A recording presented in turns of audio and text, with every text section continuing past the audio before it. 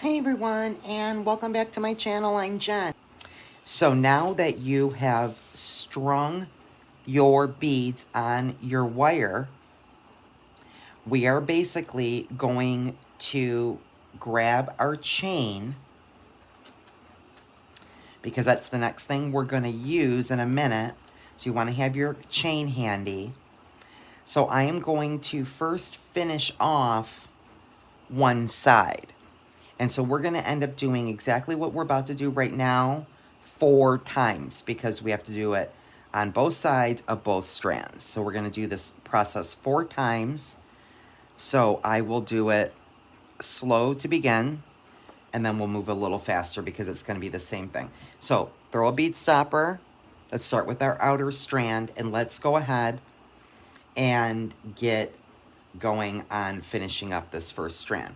So we grab our wire. The first thing you're going to want to do, since I'm right-handed, let me grab this stuff, guys, and pull it over here so that you guys can see what I'm doing. I should have done that before, sorry. Thought I was trying to save time by pre-stringing my beads.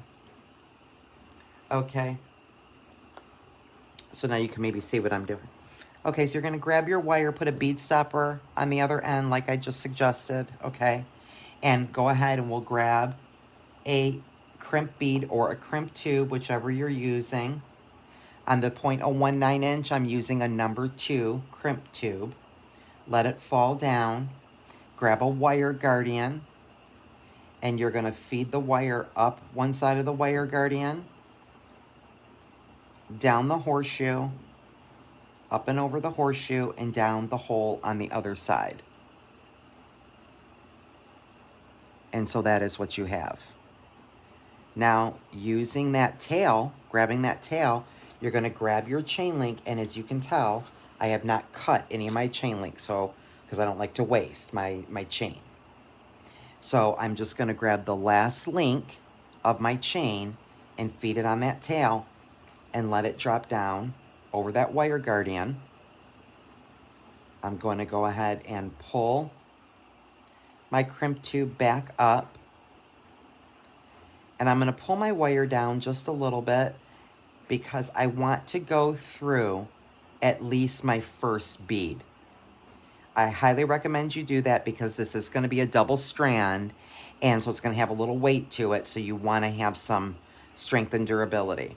So I just grabbed that first bead, okay? Now, using your fingers, go ahead and just close that wire guardian, pinch it together with your fingers, grab your crimp tool, let's crimp that bead, or tube, in my case, that I put on there. We'll go ahead and crimp it.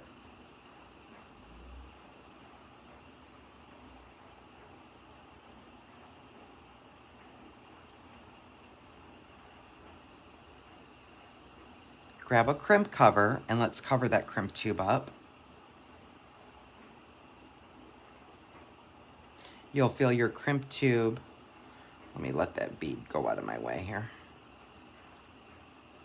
I'll pull it back up in a second.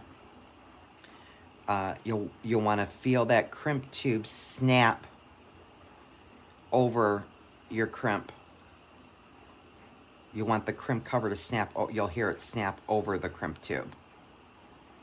And then grab any kind of pliers you have. I use my crimper tool or my chain nose, my bent nose, my flat nose. Any pliers will work. Just gently squeeze that crimp cover closed until it looks like another bead. You'll want to work from top to bottom to get it nice and closed.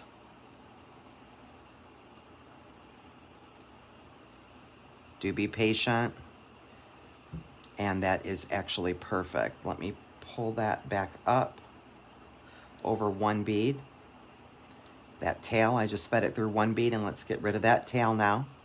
So we don't need that. We're going to clip it off. And we're going to let our beads fall down. Make sure your tail is in that last bead. We'll pull our bead stopper down. Okay, and now let me show you, this is what you have, okay? So you've got your chain on your wire guardian. The wire disappeared, so it doesn't matter what color wire we used. Our crimp cover covers up our crimp, and we have a nice, strong, durable, professional looking finish there. Looks perfect. Now what you're gonna do is we need to cut our chain. And this is where it gets tricky. So be very careful with your measuring. Okay, as you can see on the other side of the strand, I pulled my bead stopper down right to the edge of my beads. I make sure my beads are laying very perfectly in the divot of the bead board. If you're not using a bead board, you're just using a pad or a bead mat, make sure that you have some curvature to your beads because you don't want them to have too much friction. You want them to move on the body, right, when people are wearing them, so that your beads don't break and crack. Now you're going to find the center of your necklace, and in this case, I did use this beautiful crystal, and that I will put right at the center of my 0. Okay? And now that I have this edge finished, this side finished, I'm going to lay my chain down flat, perfectly straight, making sure that I do not move my necklace. And I'm going to cut it to the desired length. In this case, I'm wanting to make an 18-inch on the outer necklace. So I would go ahead and cut at the 9, because 9 and 9 is 18, right? So because I want an 18-inch necklace, I've got it perfectly laid out here. I'm going to go ahead and cut that at the 9. Now, bear in mind right here, if you really want a perfect 18, you are going to want it to take into consideration that you have a little bit of length once we get our connector on here and our clasp and of course the wire guardian. That all adds a little bit of length, maybe 1/2 or 3/4 inch. So do bear that in mind. You can take and measure this out. You know, this is about 1/4 of an inch. And then the clasp will add about 1/2 of an inch. So if you're really, really picky and you want that exact size, measure your finishings here as well before you cut your chain and allow for that measurement. So I'm going to go ahead and cut at the 9 because if it's, ends up being 18.5 inches, I'm fine with that. So I'm just going to go ahead and cut my chain at the 9.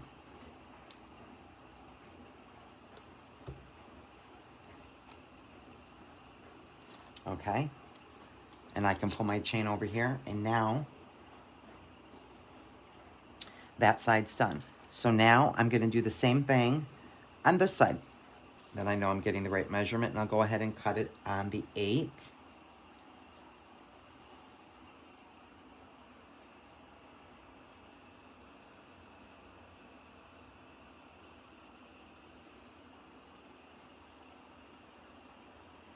Right there.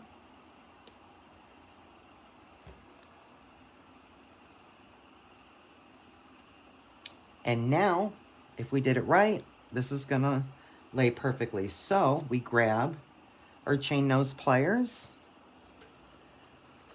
and let's see what we've come up with. We're almost done. Go ahead and grab your chain and flat nose or chain and bent nose, whatever you've got. Grab your 6mm jump ring, open it up.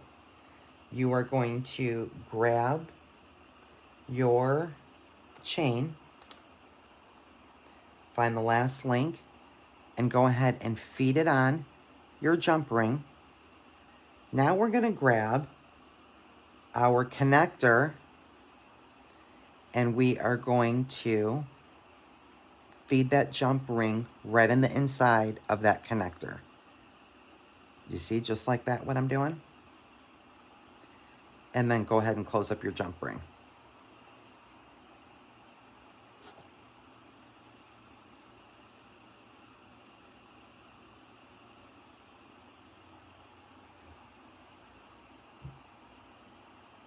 Okay, let me show you. And that's what you have. Let me actually use my pliers. It's so tiny. Let me hold this up. And can you see that's what you have? So far, you have your shorter one on the inside, your longer one on the outside. Just like that. Now, let's do the other side. We'll grab a 6mm jump ring, or chain nose, flat nose, bent nose, pliers, whatever you've got.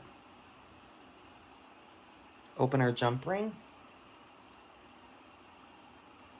Let's now get the other side of our necklace.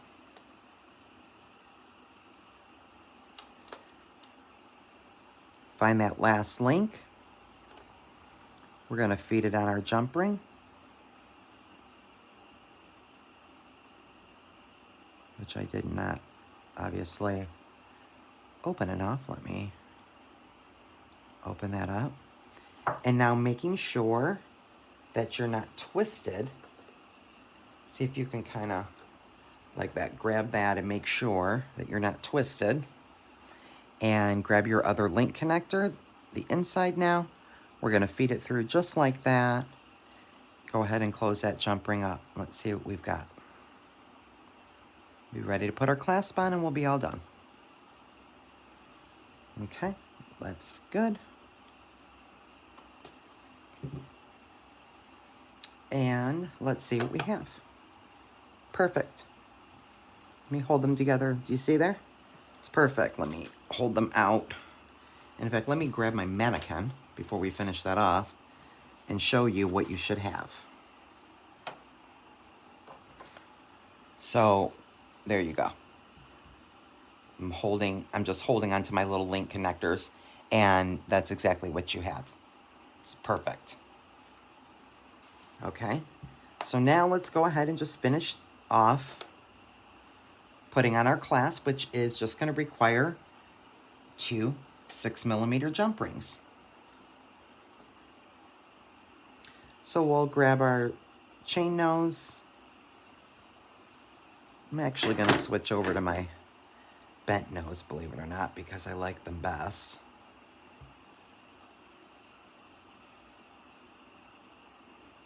And let's go ahead and take your connector and the top loop there. Just going to put your jump ring through it and then feed your clasp over the jump ring.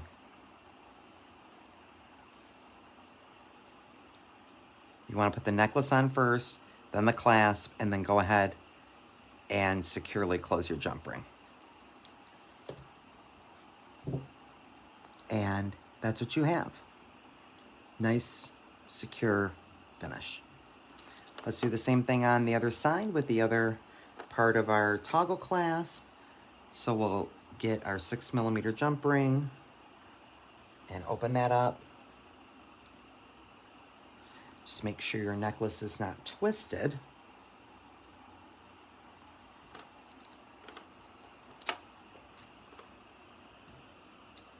I'm gonna pick mine up here, go like that, make sure it's not twisted.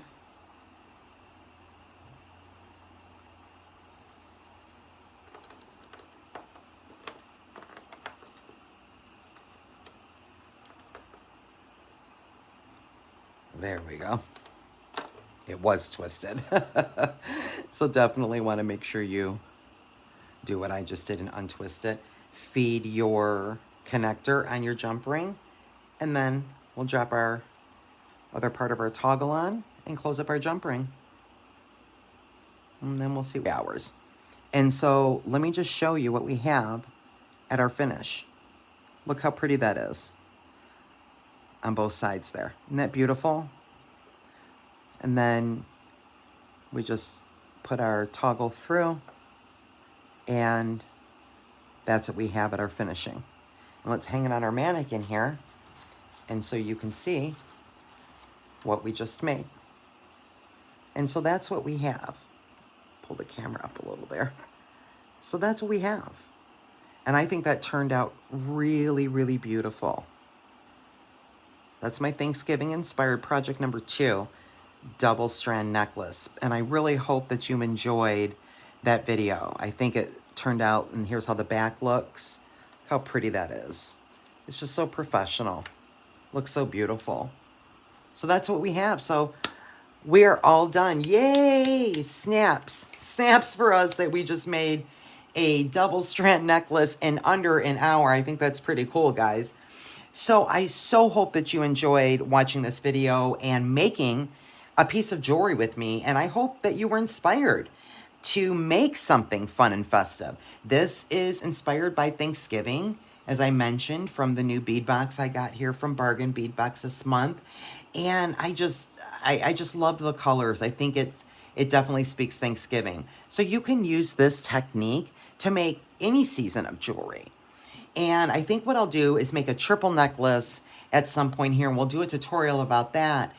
They get a little bit trickier, to be honest. I've done some 3 and 4 strand necklaces. They take about an hour, even after I've been making jewelry 10, 12, 14 years. So maybe you guys would like to see that. So let me know in the comments if you do, and we'll get into that more advanced technique of jewelry making. So again, I hope you guys had fun and you found some inspiration and you enjoyed that and you learned something. And so give me a like, thumbs up if you did. And please don't forget to hit that subscribe button. And until next time, friends, be blessed.